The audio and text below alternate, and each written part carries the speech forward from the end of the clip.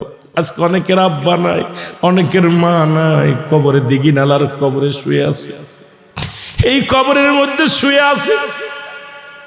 এ দাদু ভাইয়েরা, আমার নবী বলে সাহাবীরা রে, তোরা কেন কান্দিস? আমার মধ্যে এতিম পৃথিবীর মধ্যে কেউ নাই। আমার মা জননী নাই, আমার বাবার নাই। আমি যখন 6 মাস শুনেছি গর্বে, তখন আমার মা আমার বাবারে হারায়া ফেলেছি। আমি যখন 6 বছর বয়সে সাহাবীরা রে, তখন আমার জনম দুঃখিনী বাবারও হারাইলাম। পৃথিবীর মধ্যে 6 বছরের 6 মাস যখন বয়স, তখন আমার দাদারে হারাইলাম। আমার মতো এতিম তোমাদের মধ্যে কেউ কে আছে? নবীও কান্দে, সাহাবীরাও কান্দে। আমার নবী দেখতে বলে সাহাবীরা রে, আমার জিবরিল আমিন যেটা শুনাইলো, আমি তোমাদের আব্বা মা আছেন, শুধু সালাম দিলে কবুল হাজারে সব পেয়ে যাবে। আজকে বাজানরা যাদের আব্বা আছে, বাড়ি যে ডাক দিয়ে বলেন আব্বু আসসালামু আলাইকুম, মাকে ডাক দিয়ে বলবেন আসসালামু আলাইকুম মা, সঙ্গে সঙ্গে একটা কবুল হাজারে সব আমল নামায় লেখা হয়ে যাবে। দরদি বন্ধুরা, দিলের কান্না লাগা শোনো, আজকে আমাদের যাদের মা নাই, বাবা নাই, আজকে আপনাদের মনে কষ্ট লাগতে পারে। রুহুল আমিন ভাই, যদি আজ থেকে 1 বছর আগেই ওয়াজটা শুনতাম, তাহলে আমার মারে পাইছিলাম, বাবারে পাইছিলাম, এই নিয়ামত থেকে বঞ্চিত হয়ে গেলাম। নবীর সাহাবীরা যেমনি কাঁদতেছি, আমার আল্লাহ বলে জিবরিল রে, দৌড়ে আদা, আমার হাবিব রে জানায়া দে, আমার হাবিব জন্য এই দোয়া করে তার মা বাবার জন্য, এবং তার সাহাবীদেরকে শিখায় দেয়। আমার আগের বক্তা যেটা ওয়াজ করেছে, আমার নবীরে ডাক দিয়ে বলে জিবরিল আমিন নবী গো, আপনি আর কাঁদবেন না, আপনার মা বাবার জন্য, আপনার সাহাবীদের মা বাবার জন্য আল্লাহ ঘোষণা করেছেন, রব্বিরহামহুমা কামা রব্বায়ানি সগীর। আমার বন্ধুগণ শুনে নেন, ওমর ফারুক বলে যুবক, তুমি কার বিরুদ্ধে আঙ্গুল তুললা? ওমর ফারুক বলা পর বললেন, বালক যুবক বলে হুজুর, আমি জানি আপনি ন্যায় বিচারক, এই জন্য আপনার কাছে আমি অভিযোগ করছি। 1 নাম্বার অপরাধী আমার বাবা, বিচার যদি করতে হয় বাবারে করতে হবে। যুবক ডাকতে বলে আমিনুল মুমিনিন হযরত তোমার। ফারুক ডাকতে বলে যুবক, তোমার অভিযোগগুলো বলো। বলে হুজুর, আমার 1 নাম্বার অভিযোগ, আমার আব্বা আমার একটা ভালো মা দেয় নাই, ভালো একটা মা আমারে দেয় নাই। যে মাটা আমার দিছে সেই মা হলো জিনাকারিনী, যে মা দিছে সে বেপরদায় থাকে, যে মাটা দিছে সেই মা নামাজ পড়ে না, রোজা রাখে না, শরীয়ত মানে না। সুতরাং 1 নাম্বার অপরাধ করেছে আমার আব্বা। আমার আব্বা যদি একটা ভালো মা আমারে দিত, তাহলে ওই মা আমারে প্রাথমিক বিদ্যালয়ে আমারে শিক্ষা দিতে পারতো।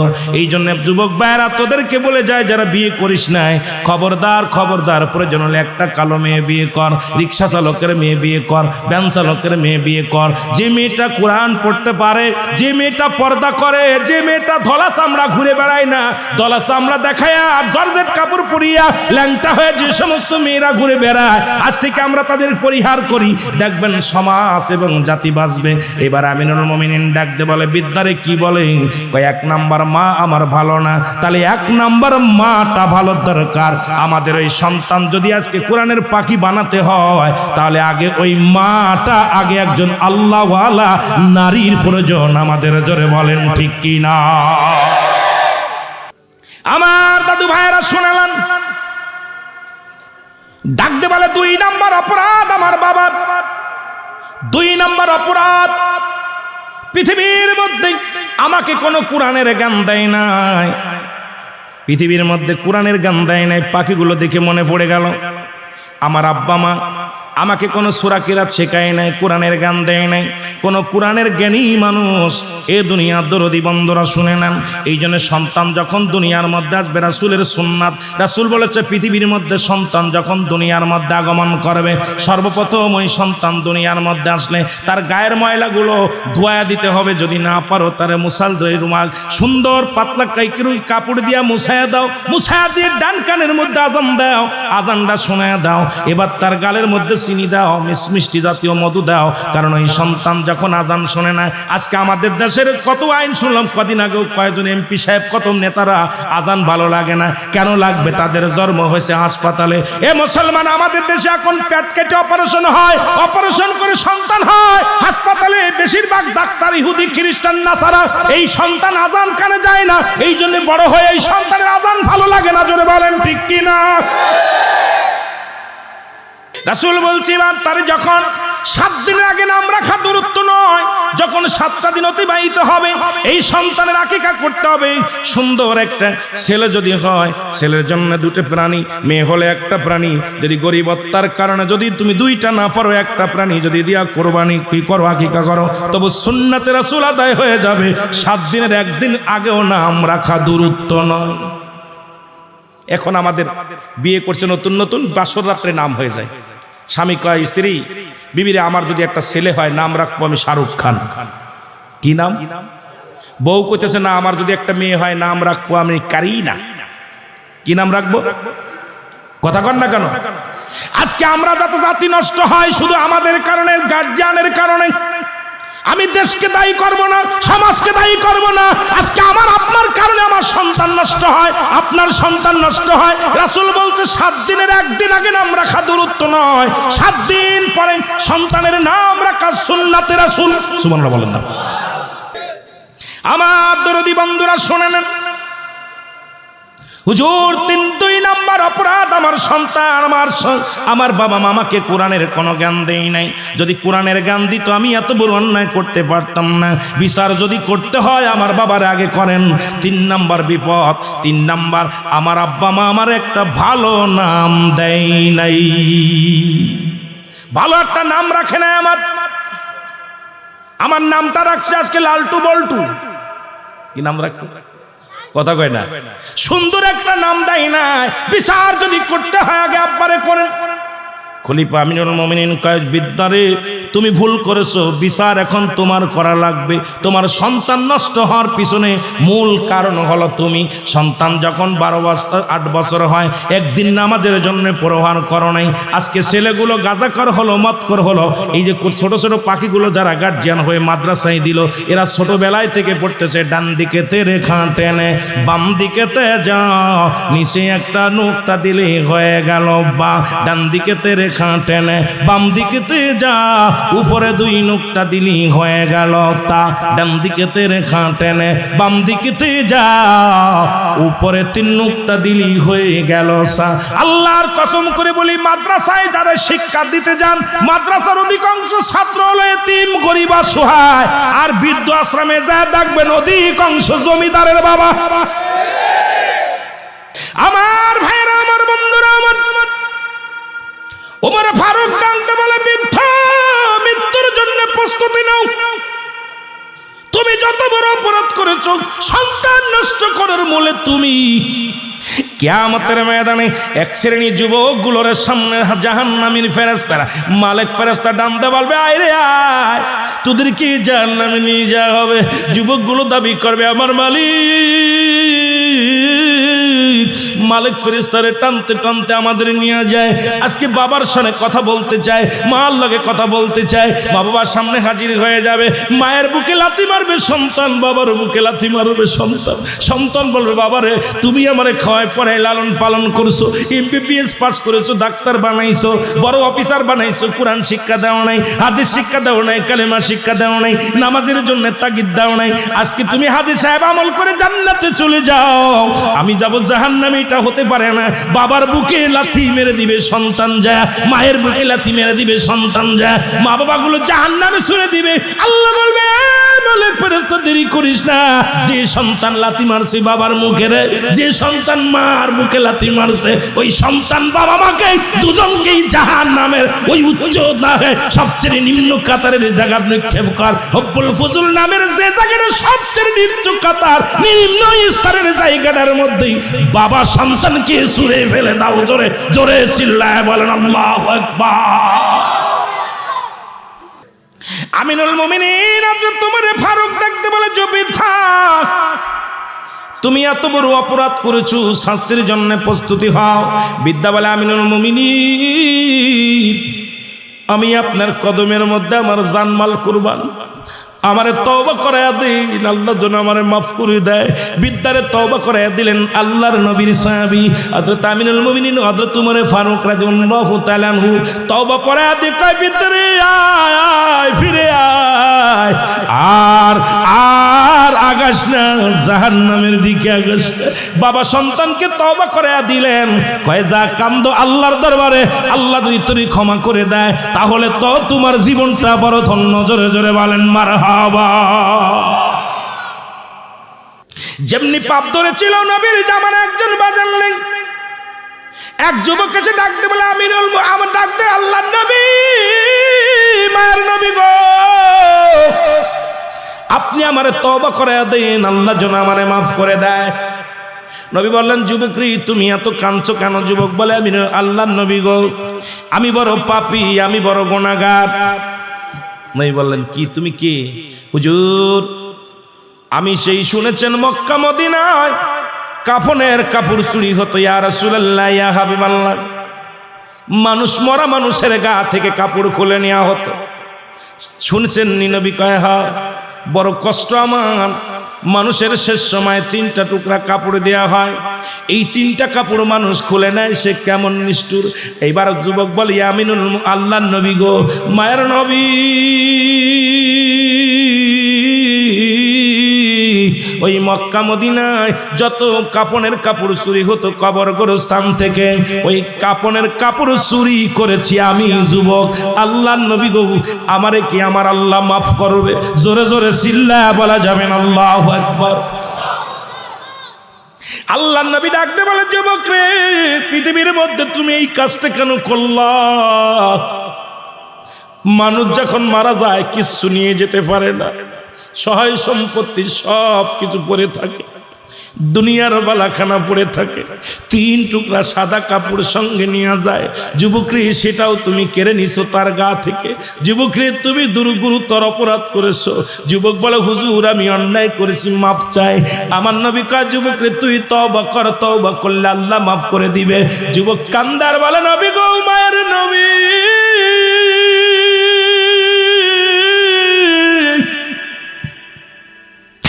আমার মন বলে জীবনে আমার গুনাহ আমার আল্লাহ মাফ করবে না।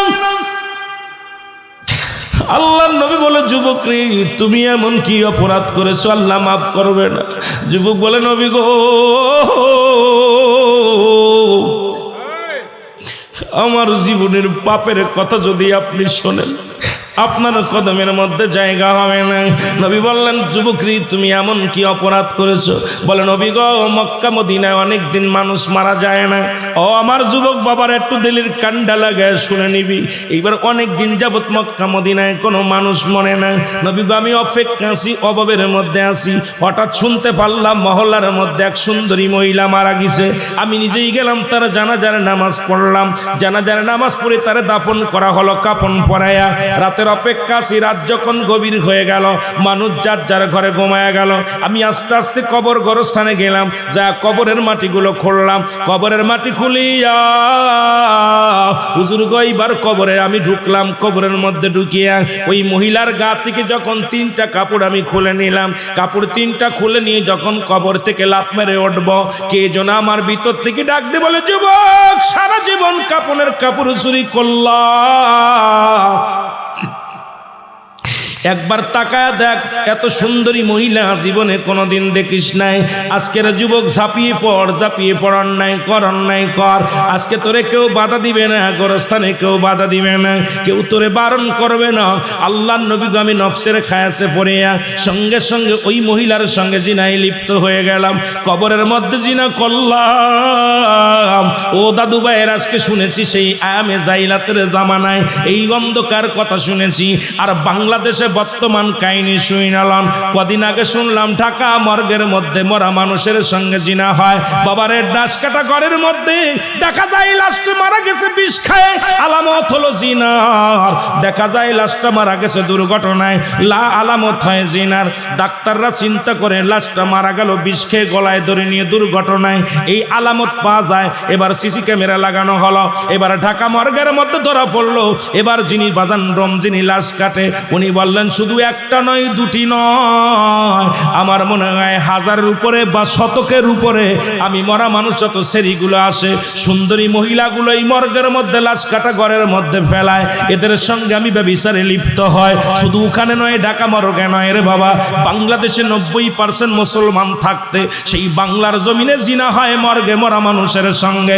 চট্টগ্রাম মর্গের মধ্যে জিনা হয় বাজানরে, লাশ কাটা ঘরের মধ্যে জিনা হয়। আজকে আপনারা এত ফালাফালি করেন, আল্লাহ যে আমাদের গজব দেয়া শেষ করে দেয় নাই, এই জন্য আল্লাহর দরবারে শুকরিয়া আদায় করো। আমার আল্লাহ তুমি বড় মহান গো আল্লাহ।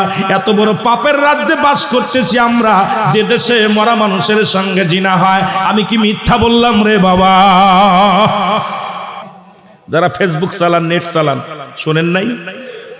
আরে এর চাইতে নিম্ন কাতার আর থাকতে পারে না। কত বড় অপরাধ যে মরা মানুষ লাশ কাটা ঘরে লাশ কাটতে দিছে, লাশের সঙ্গে জিনা করে। এই হলো আমার দেশের ইতিহাস। শোনেন, আপনারা ওয়াজ নসিহত দিয়ে হবে কি? এত শুধু চট্টগ্রামেও ধরা পড়ছে, ঢাকাও ধরা পড়ছে। এবার তাকে যখন রিমান্ডে নেছে, সে বলতেছে দেখেন আমি একটা না, সুন্দরী মহিলা আসলে আমি সহ্য করতে পারতাম না। যখন গায়ের কাপড় খুলে কাটতে যেতাম, আগে তার সঙ্গে আমি শারীরিক মিলন করে নিতাম, তারপরে একটা মরা মানুষ তার সঙ্গে যে ব্যক্তি জিনা করতে পারে, সেই দেশে এখনো আল্লাহ আমাদের জিন্দা রাখছে। এই যে করোনা দিছিল, আমি পাপের কথা চিন্তা করা পর চিন্তা করতে আল্লাহ আমাদেরকে শেষ করে দেয় নাই। হয়তো আল্লাহর কিছু মাহবুব বান্দা এই দুনিয়ার মধ্যে আছে, তাদের খাতির আল্লাহ আমাদের জিন্দা রাখছে। জোরে বলেন ঠিক কিনা? না হলে আমাদেরকে শেষ করে দিত আল্লাহ। এত বড় পাপ আমি সৌদি আরবে শুনি নাই, আমেরিকা শুনি নাই, আর অমুসলিম রাষ্ট্র শুনি নাই যে জিনা হয় লাশের সঙ্গে। শুনেছেন কোনোদিন? অমুসলিম রাষ্ট্রও শুনি নাই। আপনার লন্ডন, আমেরিকা যেগুলো অমুসলিম রাষ্ট্র, সে শিকানো লাশ। আর আমার বাংলাদেশে আমরা 90% মুসলমান থাকতে সেই দেশের মধ্যে জিনা করে, তাদেরকে আমার কথা হলো এদেরকে আগে করাস ফায়ার করতে হবে, এদেরকে শেষ করতে হবে। সে হুজুর হোক আর মৌলবী হোক আর মুন্সি হোক, জিনা ব্যভিচার যাদের ধরা পড়বে তাদের বিচার আদালতে হবে না, তাদের সাজো সাজো বিচার করা লাগবে। জোরে বলেন ঠিক কিনা? নগদ বিচার। সেটা আমি হই, গুলি করে দেন, মরে যাব। কারণ আমার একার কারণে এই কথাগুলো বলতে গেলে ইসলামের কলঙ্ক আসে, আমার নবীর উপরে আঘাত আসে, ইসলামের উপর আঘাত আসে, কোরআনের উপর আঘাত আসে, ওলি আল্লাহদের উপর আঘাত আসে। জোরে বলেন ঠিক কিনা? ডাক দে আল্লাহর নবী, ডাক দে বলে যুবক, ওই তৎকালীন জামানার কথা শুনালেন। যুবক ডাক দে বলে হুজুর, ওই মহিলার সঙ্গে যখন আমি জিনায় লিপ্ত হলাম, এবার আমার কাজ শেষে আমি যখন কাপড় নিয়ে কবর থেকে লাফ মেরে উঠতেছিলাম, ভিতর থেকে একটা আওয়াজ শুনতে পাইলাম। ডাক দে বলে যুবক,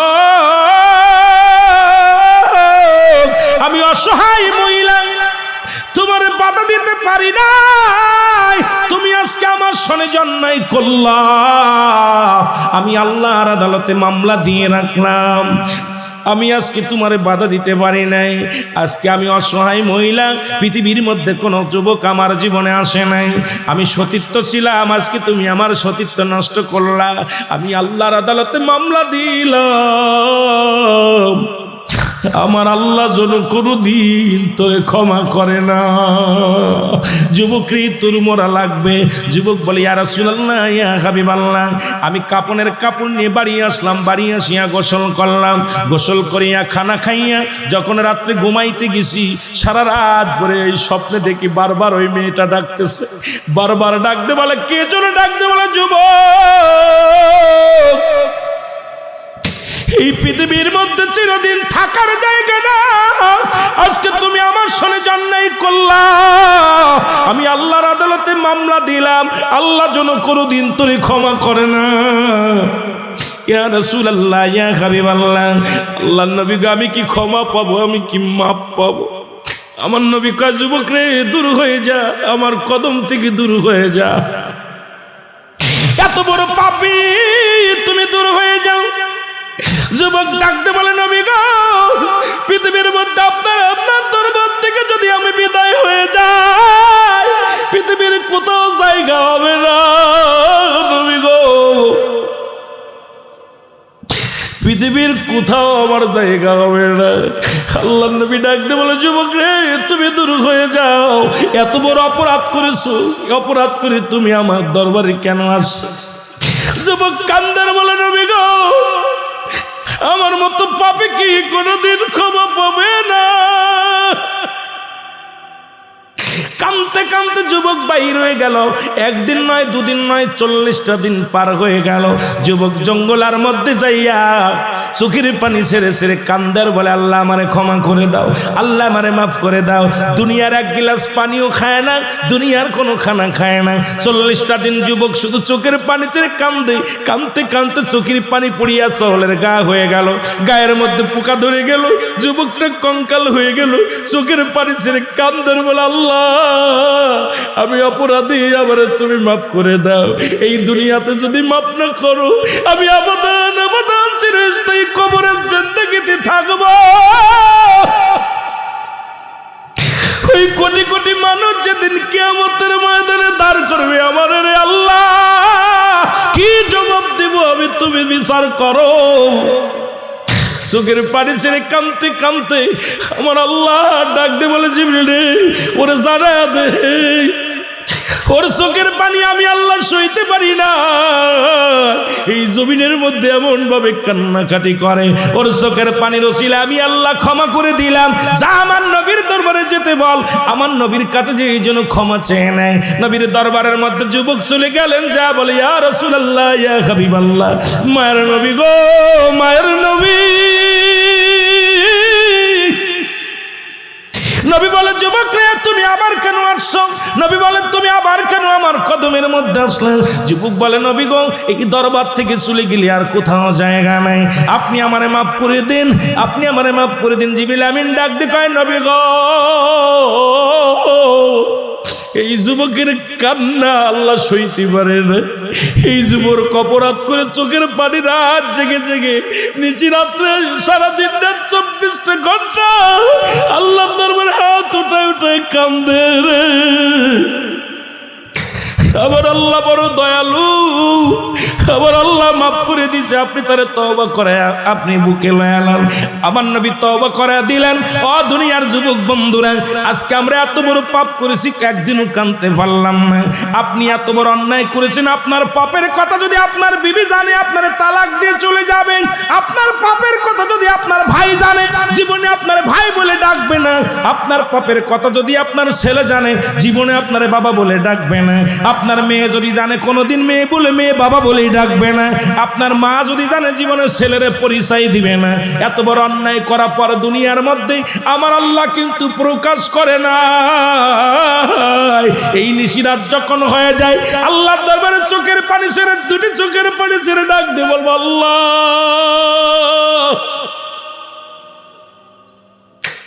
জানি না আর বাঁচবো কি, জানি না, হয়তো জীবনের শেষ রাত, তুমি আমার পাপ গুলো মোচন করে দাও।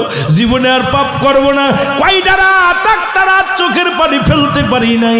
আল্লাহর আদালতে কি জবাব দিব? আল্লাহর আদালতের মুসলমান, আজকে গোটা বিশ্ববাসী বিপদের মধ্যে, গোটা জাতি বিপদের মধ্যে, আমরাও বিপদের মধ্যে। আল্লাহ যেন আমাদের হেফাজত করে। জোরে জোরে বলেন আমিন। মহব্বতের সঙ্গে দুরূদ শরীফ পড়েন, আল্লাহুম্মা।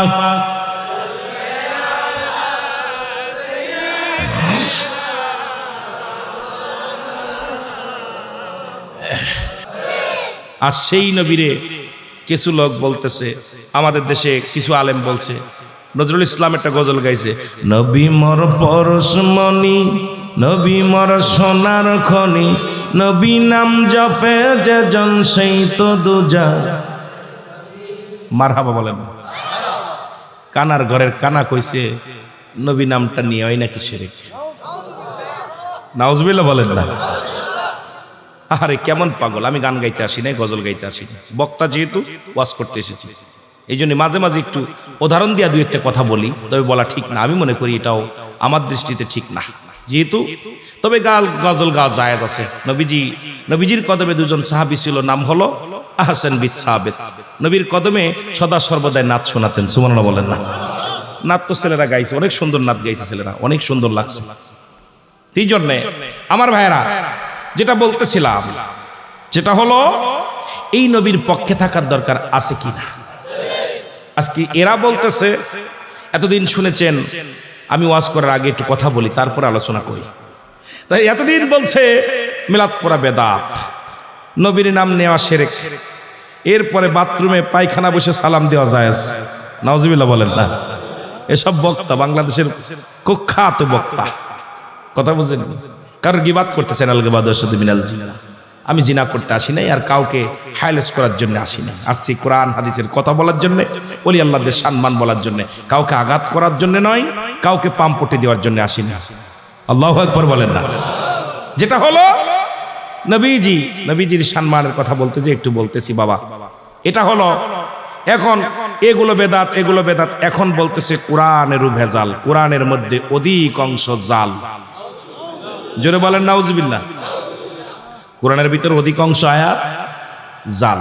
তার ভিতরে সবচেয়ে ধোঁকা দেওয়ার জন্য মুসলমানদেরকে বলতেছে কোরআনের ভিতরে একটা সূরা, সেই সূরাটার নাম হলো সূরা ইখলাস। এই সূরা ইখলাসটা হলো কুল হু আল্লাহ সূরাটা, আমরা যেটা বলি এই সূরাটা নাকি জাল সূরা। নাউজুবিল্লাহ বলেন না। এখন উঠে পড়ে লাগছে এই সূরা বাদ দিতে হবে, এই সূরাটা বাদ দিতে হবে। কোরআনের আয়াত অধিকাংশ আয়াত জাল, নবীজি ইন্তেকালের পরে আসছে, নবীজি এগুলো জানেন না, সাহাবীরাও জানে না। বর্তমান কিছু আলেমরা এটা এই কোরআনের কিছু আয়াত লিখছে। জোরে জোরে চিল্লায় বলেন নাউজুবিল্লাহ। অথচ রাসূল আমার আল্লাহ কি বলেন?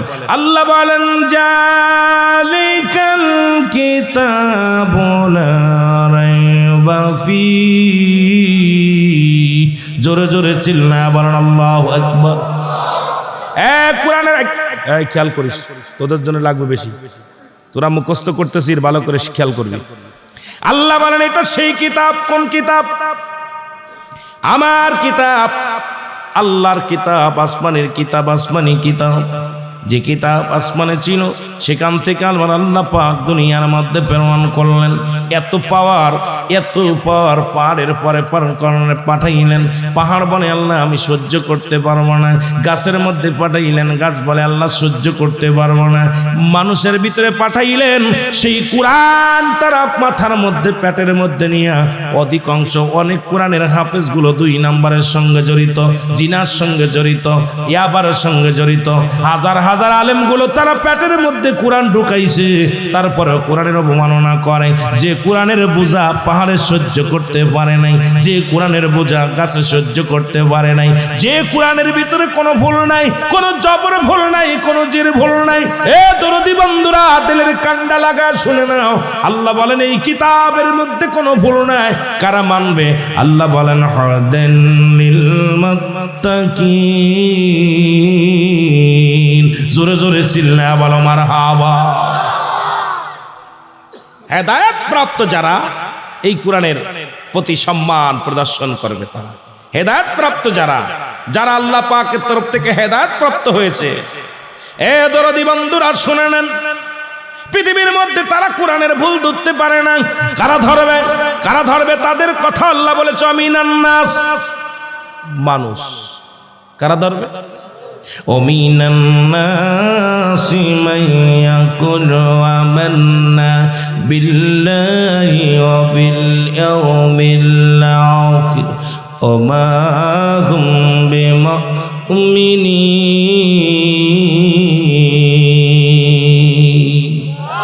আল্লাহ বলে ডাকতে বলা হবে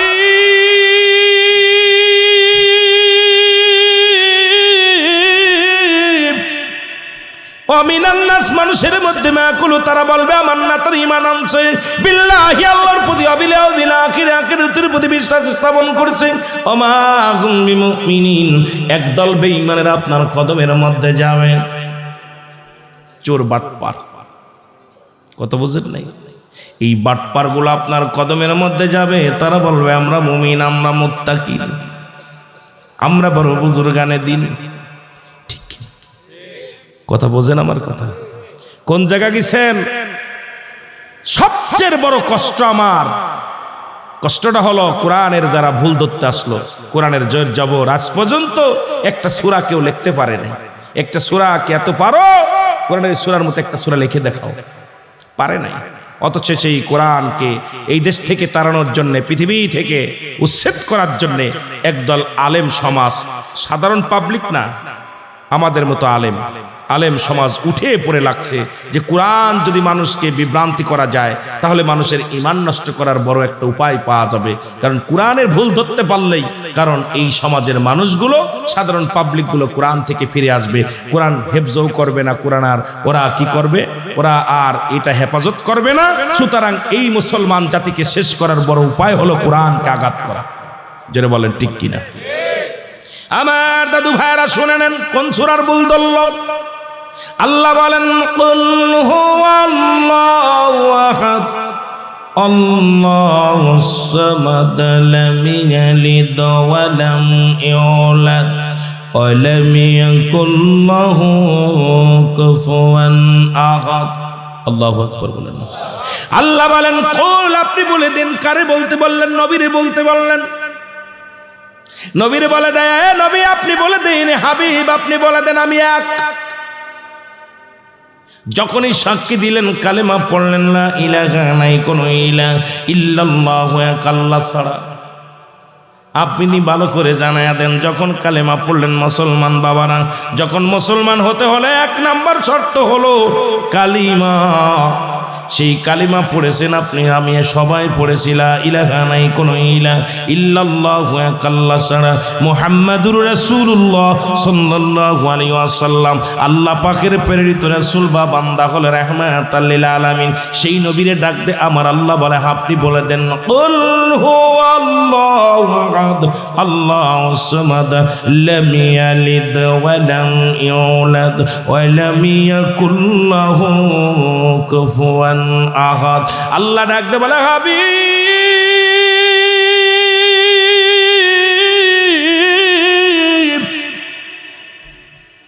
আপনি ওদেরকে জানায়া দেন আমি আমার কোনো দ্বিতীয় নাই, আমি এক। আমি কারোর পৃথিবীর মধ্যে জন্ম দিই নাই, কারো থেকে জন্ম নিই নাই। সুবহানাল্লাহ বলেন না।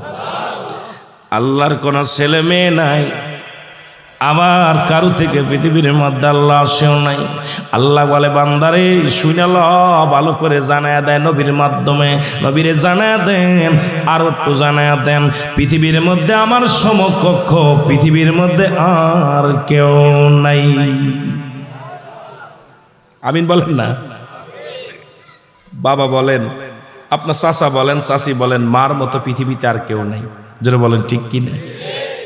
আর দরদির দিক থেকে যাকেই বলেন, দরদি নবী ছাড়া আর পৃথিবীতে আর কেউ নাই। যত নবী বলেন না কেন, আর যাই বলেন না কেন, আমার আল্লাহর মতো দয়ালু পৃথিবীর মধ্যে আর কেউ। আল্লাহ বলতেছেন, হাবিব ওদের জানায়া দেন যে আমি কারোর থেকে জন্ম নিয়েও নাই, কারো জন্ম দিয়েও নাই, আর আমার সমকক্ষ পৃথিবীর মধ্যে আর কেউ নাই। এই সূরাটা যদি আঘাত করতে পারে, ভালো করে বুঝে নিন। এবার আল্লাহ ওরা জানাবে যে আল্লাহ ছেলে মেয়ে ছিল। ওই তৎকালীন জামানায় উতবা, সাইবা, আবু জেহেল, আবু সুফিয়ান নবীরে বলতো, ওই চন্দ্র তারা আসলে আপনার ঈসা আলাইহিস সালামকে যারা বাবা বললো, ঈসা আলাইহিস সালামরে বললো এটা নবীর ছেলে, আল্লাহর ছেলে। কার ছেলে? কথা বলেন না কেন? এটা আল্লাহর ছেলে। নাউজুবিল্লাহ বলেন না। ঈসা আলাইহিস সালামকে কি বললো? আল্লাহর ছেলে মেয়ে। আবার কেউ বললো মরিয়ম আলাইহিস সালাম জিনা করছে, এই সন্তান কইতে করো, আব্বা কই? তাহলে দেখা গেল এখন আল্লাহকে এই সূরাটা বাদ দিতে পারলেই, সূরাটা বাদ দিলেই একদম মানা কঠিন। আল্লাহ আল্লাহ এক, আল্লাহর আর কোনো দ্বিতীয় নাই। এখন এইটা যদি বাদ দেওয়া যায় তাহলে ওদের অনেকগুলো আল্লাহ আছে, বুঝাইতে পারবে যে আল্লাহ আরো আছে। কথা বলেন না কেন? আল্লাহ আরো, আল্লাহ তোমাদের জন্ম দিছে, তোমরা আল্লাহর জন্ম দিছো। এইবার তার সমকক্ষ, এইবার আল্লাহ পৃথিবীর মধ্যে যত বড় দেখেন মানুষের রূপ ধর কত কিছু বানাইলো, জানটা দেওয়ার মতো, রুহু দেওয়ার মতো ক্ষমতা আল্লাহ দেয়নি। জোরে বলেন ঠিক কিনা? কত রোবট বানাইছে দেখেন, রোবট দিয়া খানা দানা সব কিছু করাইতে, কাজ করাইতেছে, বিল্ডিং বানাইতেছে, বড় বড় বিল্ডিং সব পারতেছে, কিন্তু আল্লাহ সব পারতেছে, রুহুটা দেওয়ার মতো ক্ষমতা আল্লাহ দেয় নাই। এইবার এইটা যখন অস্বীকার করা শুরু করবে, দেখবেন সমাজটা জাতিকে শেষ করার সবচেয়ে পায়ে তারা চলতেছে। আর এই সমাজে আমাদের আলেম সমাজ খোলস বদলাইছে। কি বদলাইছে? খোলস বদলাইছে। আজকে আলেম সমাজ এদিকে কোনো লক্ষ্য নাই। হক্কানি আলেম ওলামা যারা আছে, কোরআন শরীফটাকে 3টা ভাগে নিয়ে এনেছে। কয়টা ভাগে? 3টা ভাগে। রাগ করেন না। এক ভাগ নিছে পীর সাহেবরা। পীর সাহেবরা তাদের মুরিদ বাড়াবে কেমনে? পাম পট্টি দিয়া যত আয়াত আছে সবগুলো পীর সাহেবদের পক্ষে, সমস্ত আয়াতগুলো পীর সাহেবরা নিয়ে এনেছে। আর একটা ভাগ নিছে আপনার হলো মনে কিছু করেন না, ওই ইসলামপন্থী যারা, জামাত ইসলামপন্থী যারা, তাদের একবার ওই যে আয়াতগুলো নিচে খালি মারামারি কাট, মানে শহীদের যে আয়াতগুলো, তামান্নার আয়াতগুলো, যে শহীদ হলেই তামান্না হওয়া যাবে, এই আয়াতগুলো ভাগ করে নিয়েছে। আর একটা ভাগ নিচে তাবলিগ জামাত, তারা হলো ওই এত এত পড়লি এত নেকি, এত খালি নেকির যত আয়াত আছে, যত আমলের আয়াত, এই তিন ভাগ তিনজন নিয়ে আসে। জোরে বলেন ঠিক কিনা? রাগ করতেছেন? আমিও পীর মুরিদি করি, পীর মুরিদি আমিও করি, আমি বিশ্ব জাকের মঞ্জিলের মুরিদ। পীর সাহেবরা অনেকেই রাগ করতে পারে দুল আমিনের কথা বলতে, এই জন্যই পীর সাহেবরা যত অন্য কোনো আয়াত নেবে না, ওরা খালি মুরিদ বাড়াতে পারবে সেই আয়াতগুলো। মুরিদ কোন ভাবে বাড়ানো যাবে, মহিলা নারী পুরুষ যত মুরিদ বাড়ানো যায়, এই বুদ্ধি ওনাদের কাছে, ওরা অন্য কোনো দিক যাবে না। আর ওরা যাচ্ছে কোন ভাবে ছেলেদের রক্ত গরম করা যায়, সংগ্রাম করা যায়। আর একটা ভাগ হলো খালি নেকি আর নেকি, আরে নেকি জান্নাতে যাওয়া সার্টিফিকেট দিয়া দিছে। আজকে আমার সমাজ নষ্ট হয়ে যায়, এদিকে কারোর লক্ষ্য নাই। এই তিনটা ভাগকে পরিপূর্ণভাবে যদি কোনো ব্যক্তি মানতে পারে, সেই হবে ইমানদার। জোরে বলেন ঠিক কিনা?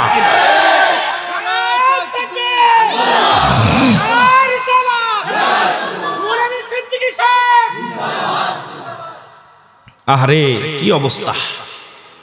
মাঝে মাঝে ওয়াজের মন ছেড়ে দিতে চাইছিলাম তো ওয়াজ আর করবো না, যে কোনো একটা বিষয়, কিন্তু হক কথা বলতে গেলেই বিপদ, কার ঘাড়ে পড়বে, কে কষ্ট পাবে, ছেড়ে দিয়ে চলি। কিন্তু আবার চিন্তা করি জবাব তো আল্লাহর কাছে দিতে হবে, জবাব দিতে হবে।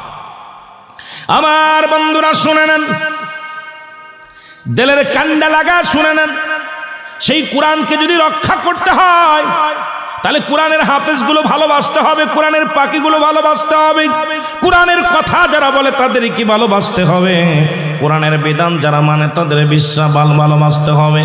মানব জীবনের অমূল্য সম্পদের নাম হচ্ছে ঈমান। ব্যক্তির জীবনের অমূল্য সম্পদের নাম রূহ। কি বলেন বলেন বলেন কি? ব্যক্তির জীবনের অমূল্য সম্পদের নাম রূহ।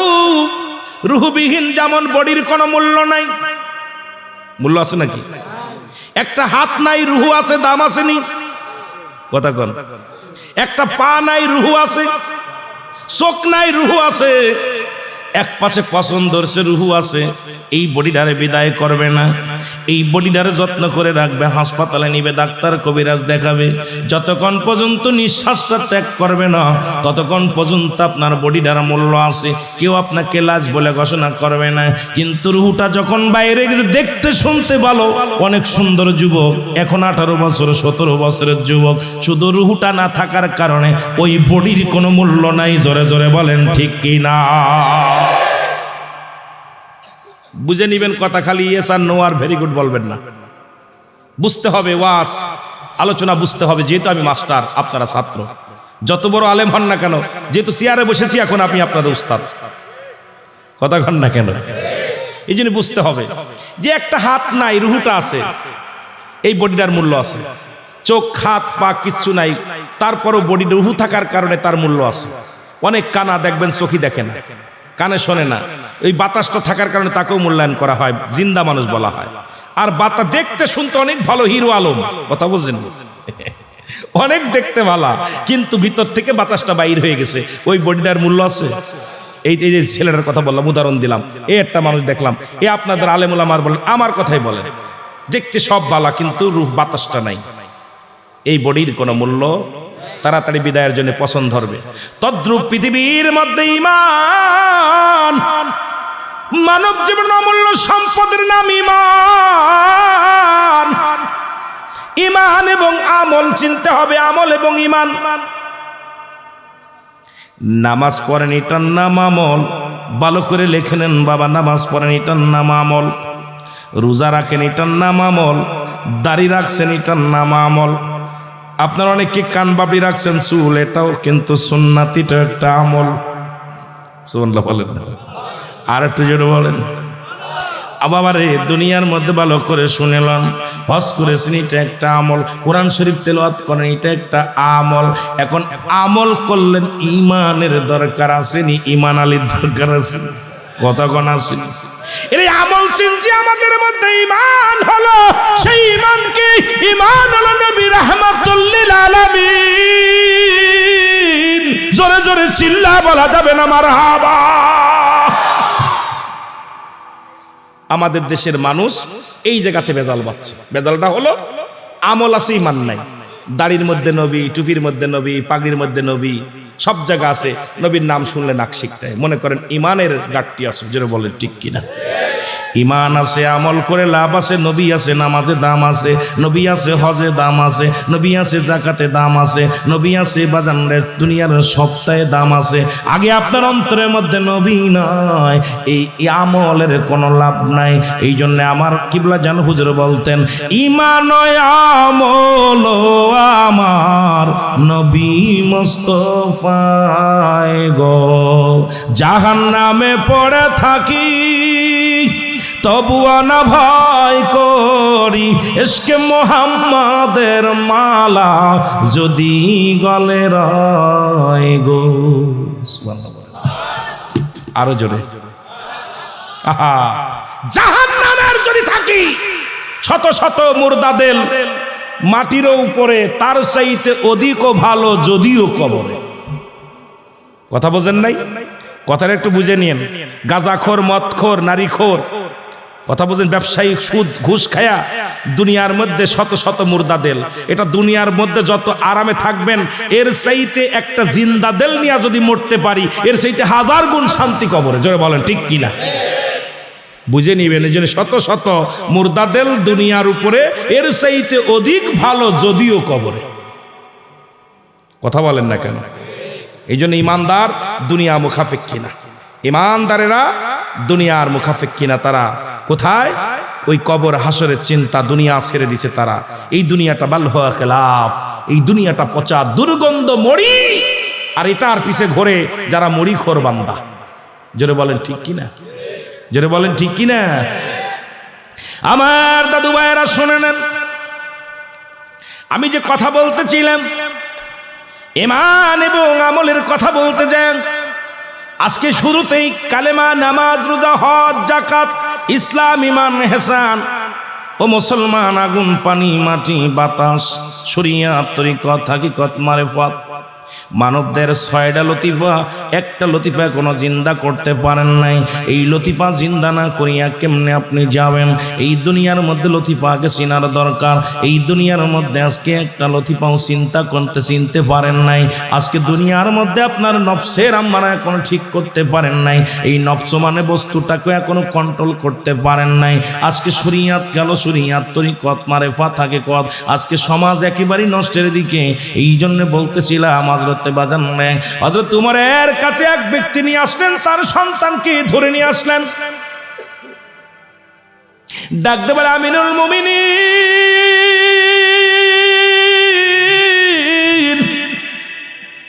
এটা আমার ছেলে। দেখলাম তো কি করব? আমার ছেলেটার বিচার করা লাগবে। সুবহানাল্লাহ বলেন না? ছেলেটার বাবা এসেছে ছেলের বিচার কার কাছে? খলিফা হযরতে ওমরে ফারুক রাদিয়াল্লাহু তাআলা আনহুর কাছে। জোরে বলেন মারহাবা। আমার যুবক বাবারা ভালো করে খেয়াল করবি, আব্বা ওয়াজটা শুন। প্রয়োজন অনেক ওয়াজ রয়েছে, কোন ফেলে যাব বুঝতেছি না। অনেক আলোচনা, ব্যথা ভিতরে। একটা আয়াত থেকে তাফসীর করলে আলোচনা শেষ করতে পারবো না, কিন্তু অনেক আলোচনা চলে আসবে, যেটা আপনাদের বোঝানোর দরকার। আমি এই জন্যে সময় যেটুকু যাই, যেটুকু সময় আপনাদের মাঝে আসি, কথা বলার জন্য চেষ্টা করবো। আমি এত বড় জ্ঞানী না, তবুও চেষ্টা করব যে 2-4টা কথা বলে বোঝানোর জন্য। আমিন বলেন, আমিন বলেন। যে ওয়াজটা আপনাদের ইমাম সাহেবের ছিল, সেই ওয়াজটা আজকে আমি করতেছি। ইমাম সাহেবের ওয়াজটা আমি করে দিয়ে যাচ্ছি। আমিনুল মুমিনিন হযরত ওমর ফারুক ডাকতে বলে, বৃদ্ধা, তোমার ছেলেকে কেন আনছো? বলে, হুজুর, আমার ছেলের বিচার করা লাগবে। কয় কি বিচার? কয় হুজুর, 1 নম্বর বিচার, এই দুনিয়ার মধ্যে আমার ছেলে জিনা করে। ছেলে কি করে? জোরে বলেন, ছেলেটা কি করে? হ্যাঁ জোরে বলেন, কি করে? জিনা করে। ধমক দিলে সরি, মাফ করে দিবেন, ধমক দেয়া ঠিক না।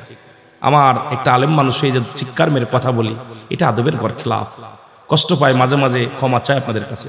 অনেক সময় আবেগে পড়ে বলে, এই জোরে বলেন, আপনারা একটু জোরে কথা বলবেন। এটা আমি ধমক দেওয়ার অধিকার নেই। ইসলামের মধ্যে ঢুকে কাউকে তাগিদ দেওয়া, কাউকে আঘাত করা, এটা ইসলামের আদর্শ না। রাসূলকে বলছেন বায়ানাত, উত্তম আখলাক, উত্তম চরিত্র।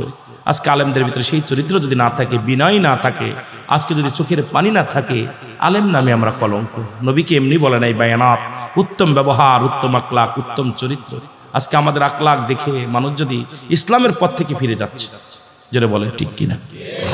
ক্ষমা করবেন যদিও যদি একটু জোরে বলি, রাগ করবেন না। আমার দাদু ভাইয়েরা শোনালেন, বলে আমার ছেলে জিনা করেন। উমর ফারুক চোখ দুটি বড় লাল হয়ে গেল। জিনাকারী শাস্তি, পৃথিবীর মধ্যে যদি কোনো বিবাহিত পুরুষ জিনা করেন, তার শাস্তির বিধান হলো রাসূল বলে গেছেন, আল্লাহর বিধান, ওই মানুষটাকে দুনিয়ার মধ্যে গলা পর্যন্ত পুঁততে হবে, কঙ্কার নিক্ষেপ করে তারে মেরে ফেলতে হবে। যতক্ষণ পর্যন্ত না মরে তাকে ওই পাথর মারা নিক্ষেপ থেকে বন্ধ করা যাবে না।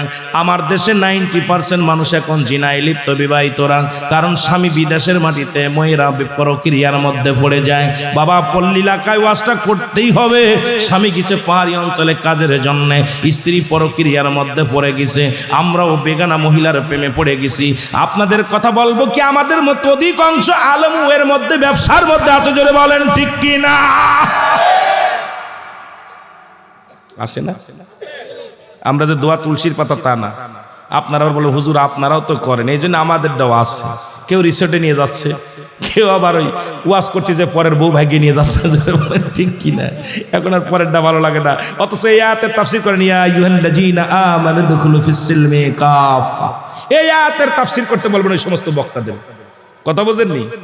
এই আয়াতটার ব্যাখ্যা করতে বলবেন, সব ধরা পড়ে যাবে, সব ধরা পড়ে যাবে। কিসের পিছে, কিসের মৌলবি, খালি পরের বউ ভালো লাগে, তাই না? ভালো লাগে, লাগাবে আমার আল্লাহ। আমার দাদু ভাইয়েরা শুনেলেন, ওমর ফারুক রাগান্বিত হয়ে গেলেন। যে কথা বলতেছিলাম, যদি অবিবাহিত পুরুষ যদি জিনা করেন, ধরা পড়লে তাকে 100 ডোরা মারা লাগবে, নারী পুরুষ দুজনকে 100 ডোরা মারা লাগবে। যদি একটা ডোরা মারা পর মারা যায়, মারতে হবে আমার মতো সলিমদ্দি কলিমদ্দিন, একদম তরতাজা মানুষ, যার হাতে বড় ওয়েট আছে, যার হাতের ব্যাতগুলো বাড়ি মারলে 2টা মারলে মারা যাবে, এমনভাবে তারে পিটাইতে হবে। 2-4টা মারা পর যদি মারা যায়, বাকিগুলো তার কবরের উপরে মারতে হবে, কবর দেওয়া পর মারতে হবে। এই বিধানগুলো যদি বাংলার জমিনে চালু হয়, পৃথিবীর মধ্যে চালু হয়, আমার দেশ থেকে পৃথিবীর মধ্যে জিনা ব্যভিচার বন্ধ হয়ে যাবে, জোরে বলেন ঠিক কি না? 31 গতকালকে দেখলাম, আরে আল্লাহ, কুমিল্লা দেই যে খালি নারীপুর রাত বেড়ে সেলফি আর সেলফি, নারীপুর একটার গায়ে কাপড় নাই, ল্যাংটা কাপড় পুড়িয়ে পুড়িয়ে সব, রাত 3টা বাজে 2টা বাজে, কি অবস্থা! সি সি সি সি, সব মুসলমানের ছেলে মেয়েরা, কি অবস্থা!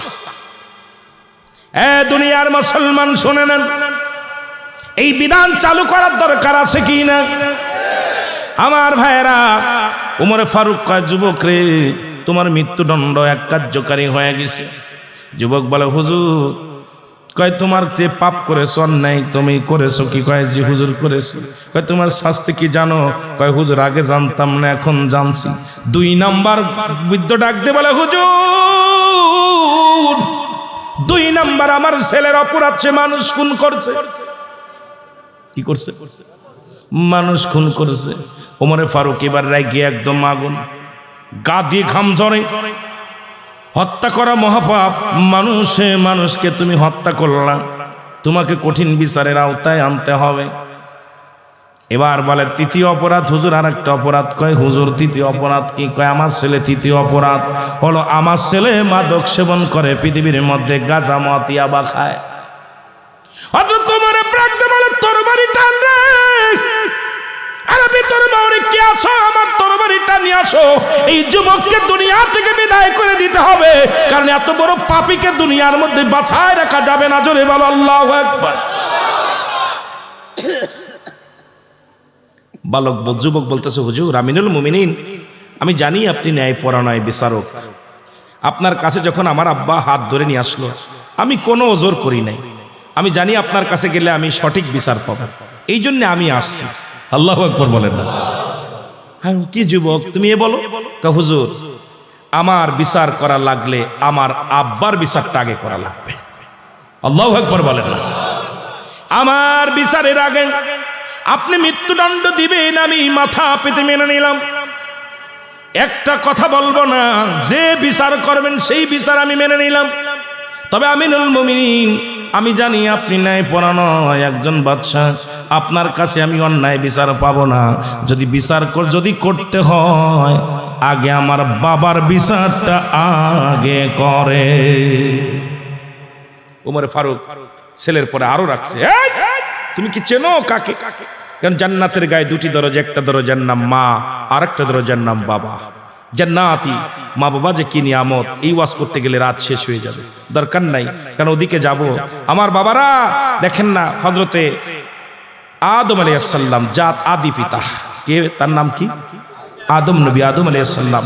উনি দোয়া করে নিজের জন্য, কি করে? আমার সাথে পড়েন, রব্বানা জালামনা আনফুসানা ওয়া ইল্লাম তাগফির লানা ওয়া তারহামনা লানাকুনান্না মিনাল। দেখছেন নি, আদম নবী বলে, আল্লাহ আমি রব্বানা জালামনা, আল্লাহ আমি জালিমদের অন্তর্ভুক্ত হয়ে গেছি, তুমি আমারে ক্ষমা করে দাও। আদম নবী নিজের জন্য কান্দে। বাবারে, যেহেতু পল্লীলা অনেক কথা বলা লাগবে, আলোচনা সবার সর্বজননী ভাবে আলোচনা করা লাগবে, কারোর বিপক্ষে নয়, কারোর পক্ষেও নয়, সকলের পক্ষে আলোচনাটা যাবে, সেদিকে খেয়াল রাখা লাগবে। দাদু ভাইয়ের আদেলের কান্ডা লাগায় শুনবেন। এবার ইউনূস আলাইহিস সালাম দোয়া করে, আমার সাথে পড়েন, লা ইলাহা ইল্লা আনতা সুবহানাকা ইন্নী কুনতু মিনাস। মজা মজা। আমার ইউনূস আলাইহিস সালাম ডাক দিয়ে বলে, আল্লাহ আমিও জালিমদের অন্তর্ভুক্ত গেছি, আমারে তুমি ক্ষমা করে দাও। নবীজি বললেন, তোমরা কবুল হজের সব পাইতে চাও কিনা? ছোট কথা বলে যাই, দেখবেন কত ওয়াজ হয়ে যাবে, খালি খেয়াল করলে অনেক ওয়াজ হয়ে যাবে। কিয়ামতের ময়দানে বাবার মুখে লাথি মারবে ছেলে, মার বুকে লাথি মারবে ছেলে, মাগো তুমি তো একদিন নামাজের জন্য আমাকে মারো নাই। সন্তান যখন 10 বছর বয়স হবে, নামাজ না পড়লে তেজ্য করে ওর পাতে ভাত দেবেন না, ওর পাতে ভাত দিবেন না, ওই সন্তান আপনাকে জাহান্নামে নিয়ে যাবে। ছেলেকে বলো নামাজ না পড়লে খাবার দেব না, নামাজ পড়ে আসো, খানা খাও, তোমার খানা বেড়ে দিবে। সন্তান যখন 12 বছর হবে, যখন নামাজ পড়বে না, তেজ্য করে তোর দরকারে যাও, এটা আপনার কাছে আমানত রাখছে, কিসের মায়া? এত মায়া কিসের? ছেলে মেয়ে কার? এ তো আল্লাহ আপনার কাছে আমানত রাখছে, খিয়ানত করার অধিকার আপনার নাই। ছেলে মেয়েকে আপনার এটা আমানত রাখছে আল্লাহ, এটা খিয়ানত করবেন। নামাজ পড়াচ্ছে না খিয়ানত, রোজা রাখছেন না খিয়ানত। ছেলে শুট করে যাচ্ছে বলে ছেলের কয় বাবা রোজা রাখিস না, আরে মুখ শুকাই গেছে, ঠান্ডা পানি দিয়া এ বাবা। এই জন্য আমি আপনাদের বলে যাই, ঠান্ডা পানি দোজু করলে ছেলে ঠান্ডা লাগবে, লাগাচ্ছে না, ওটা তো আপনার কাছে আমানত, ওটা আপনার কি? ওটা তো আল্লাহর মাল, আল্লাহ হেফাজত করবে, সবকিছু করবে। এত ভয় কিসের আপনার? ছেলে 14 বছর 12 বছর যখন বয়স হবে, যে ছেলে নামাজ পড়বে না তাকে বাড়ি থেকে ত্যায্য করে দিবেন। অনুরোধ হলো এটা, দরকার নাই ছেলে। যে ছেলে নামাজ, ওই ছেলে জীবনও বাবার দিকে উল্টে মুখে তাকাবে না। বাবা একটা অনুরোধ কর, বাবা নামাজটা পড়ে আসো, খানা খাও, বাবা তুমি নামাজটা পড়ো, সূরা পড়ো। এই যখন ছোট থেকে আপনি শিক্ষা দিবেন, কাঁচা কাদা যখন ছেনে বানাবেন যা হবে, যখন শক্ত হয়ে যাবে এটাতে কিছু হবে না। এই জন্য ছেলেরা যখন ছোট থাকে তখন আপনি তাকে বুঝাইলে ওই পথে আসবে, যখন বড় হয়ে যাবেন বলতে যাবেন তখন ফিরে উল্টে লাঠি ধরবে। এই জন্য আমাদেরকে প্রথম থেকেই শিক্ষা নেওয়ার দরকার, জোরে বলেন ঠিক কিনা?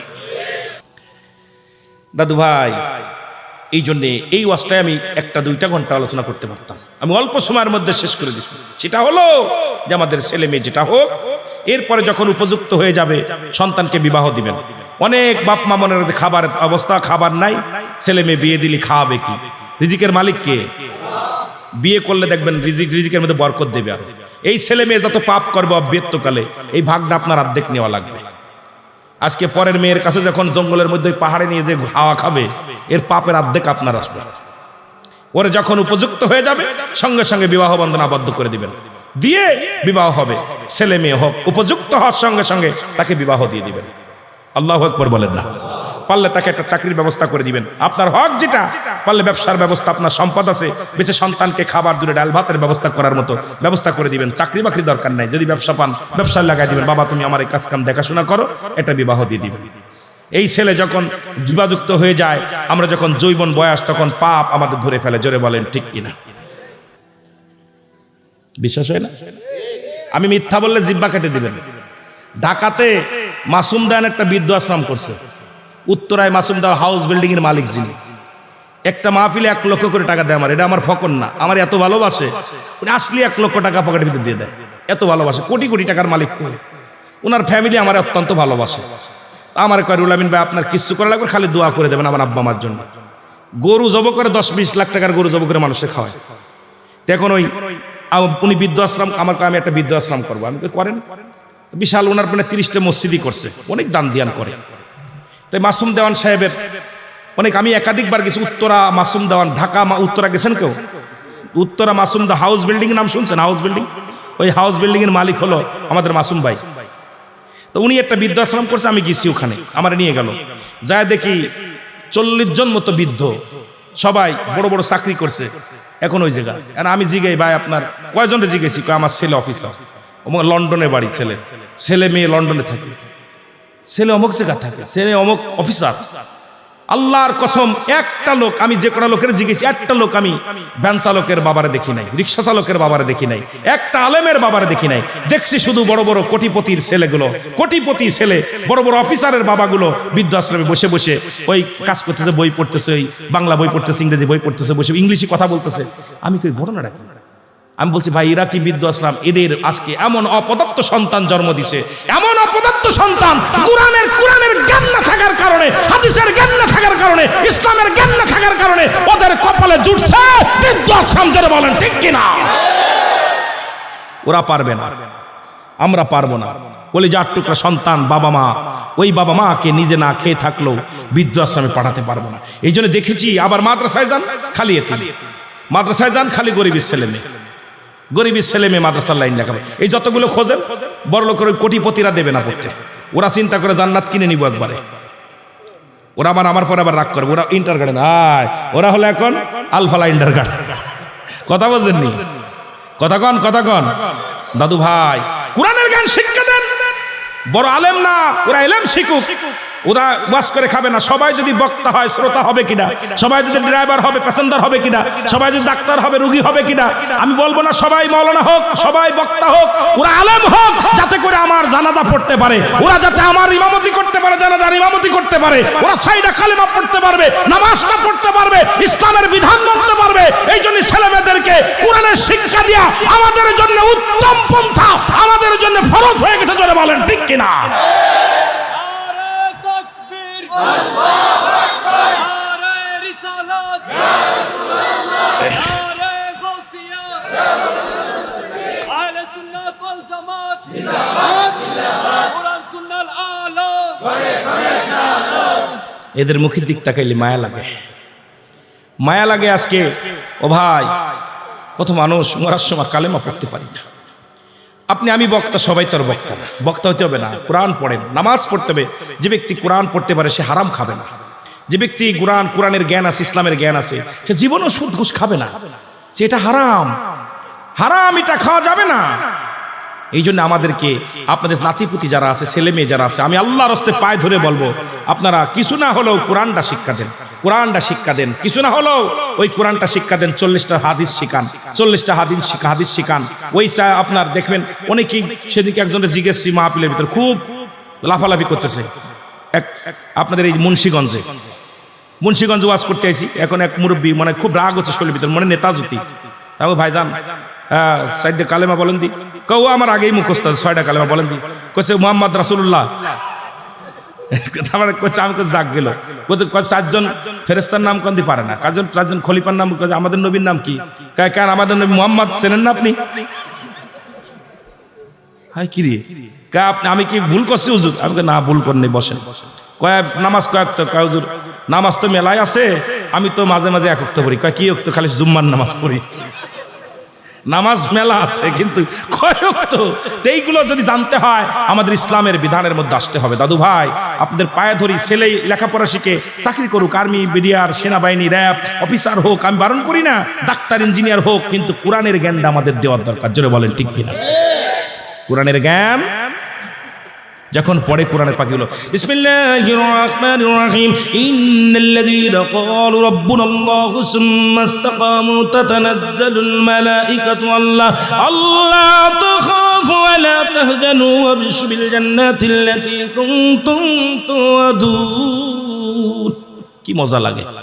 কোরআন ধরেন একটু আমি অল্প একটু পড়লাম, এরকম ছেলেরা যখন পড়ে কত গান আসলো দুনিয়ার মধ্যে, ফাটিয়ে যায় ফুটে যায়, কোনো গান ভালো লাগে না। সূরা ফাতিহা আইছে, যত মজা লাগে, যত পড়েন ততই মজা লাগে। জোরে বলেন ঠিক কিনা? কথা বলেন, মজা লাগে না? এক নাম্বার অপরাধ আমার আব্বার, আমার একটা ভালো মা দেই নাই। প্রেম করছো খালি চামড়া দেখে, ওই খালি হোটেলে নিয়ে যাচ্ছ, রাস্তা দিয়ে ঘুরতেছো, কোরআন পড়তে পারে না, খালি ধলা চামড়া হলেই অবস্থা খারাপ। চিন্তা করো এগুলো।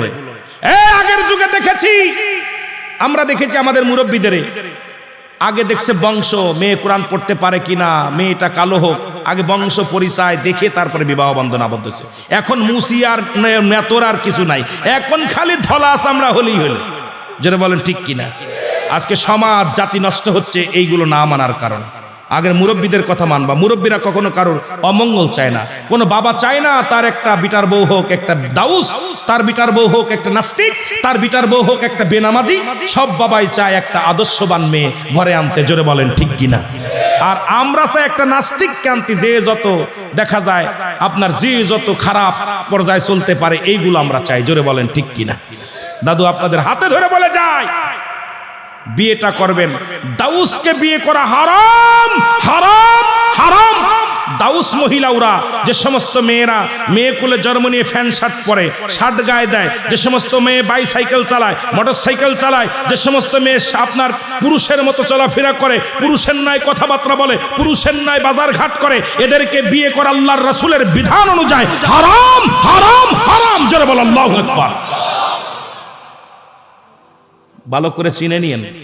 হুজুর ওইগুলোই তো ভালো লাগে, যখন রাস্তা দিয়ে মাথার চুলগুলো ফেলে পাতলা কাপড় পরে যখন উন্না ছেড়ে দিয়ে যখন চলে, ছেলেরা পিছন থেকে বলে হাউ লাভলি গার্লস, ইন্না সাকা সাকা আনা ওই বোকা ইন্না দারা সুকা।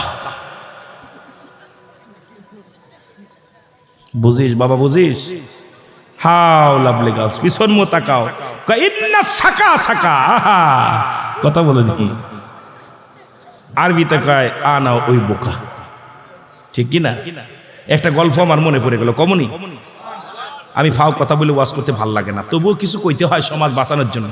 বাবা, এক অশিক্ষিত বাপ আর অশিক্ষিত বাপের হয়েছে এক মেয়ে, সুন্দরী মেয়ে, প্রেম করছে এক বজ্জাত ছেলে লাগে। এখন ছেলে আইয়া, বাপ তো অশিক্ষিত, মানে মাঠ থেকে আইছে। এখন আয়া কয়, কিরে বাতিজা তুমি কেন আইছো? কয় চাচা ওই নার্গিসের কাছে নোট নিতে আইছি। কি নিতে আইছি? নোট। আমাদের ছেলের এখন নোট নেই, স্কুলে তো যায় না, খালি আসলে তো নোট নিয়ে না, ও তো কি নোট নেই আমরা বুঝি। কথা কর না কেন? এনা আমরা বুঝি, আপনারা তো মুরব্বী মানুষ বোঝেন না, আমরা বুঝি। নোট কারে কয়? কথা বুঝেননি? এখন আয়া বলতেছে, কইছে নার্গিস রে, বারবার ঘুরতেছে, কইছে নার্গিস আই ওয়ান কিস। কি বলছে? I one kiss. এখন নার্গিসের বাবা বলতে, বাজান কিসমিস খাবি, দাঁড়া দাঁড়া দাঁড়া দাঁড়া। নার্গিসের বাপ তো বুঝবি অশিক্ষিত মানুষ, নার্গিসের দৌড়ে গেছে বাপে, কয় এই নার্গিসের মা, কয় কি হয়েছে? কয় ছেলেটা আইছে নোট নিতে, ছেলেটার মানে কিসমিস মনে আছে, আসতে পড়া নেই, কিসমিস আছে নাই? কয় তুমি কি পাগল আছো? আমরা গরিব মানুষ, ওই কুরবানি দিয়ে কিনছিলা, সেটা তো শেষ হয়ে গেছে। কয় বাজান রে কিসমিস তো নাই। কয় চাচা ওটা ডিসমিস হয়ে গেছে। চাচা যেই সরছে 2, 3, 5 কত কিনতে চলছে আল্লাহ জানে। জোরে বলেন ঠিক কিনা? কথা কই না কেন? বাবারে ফাঁকি দিতেছস নিজের মেয়েরে, নিজের বাবারে ফাঁকি দিতে। এইরকম আমরাও ফাঁকে পারবো, আমরাও বাবা হব। জোরে বলেন ঠিক কিনা? আমু একটা মেয়ের বাপ, আমি যদি আজকে আপনার বাড়ি ওয়াজ করতে এসে আপনার মেয়েটা দেখে যদি আন্নজরে তাকায়, আপনার বিবির দিকে আন্নজরে তাকায়, আমার ওদিকে একটা আঙ্গুল দিতেছি, 4টা আঙ্গুল আমার দিকে রয়েছে, আমার মেয়েও নষ্ট হবে, আমার বিবিও নষ্ট হবে, এই চিন্তা আমাদের থাকার দরকার। আজকে আপনার মেয়েটা যদি আমি মেয়ে ভাবতে পারি, আপনার বিবি যদি আপনি সম্মানের সঙ্গে আমার চিন্তা করি, আমার ভাইয়ের ওয়াইফ ওদিক তাকানো যাবে না। এই বিধানগুলো যদি আমরা মেনে চলতে পারি, শান্তি আর শান্তি ফিরে আসবে। জোরে বলেন ঠিক কিনা?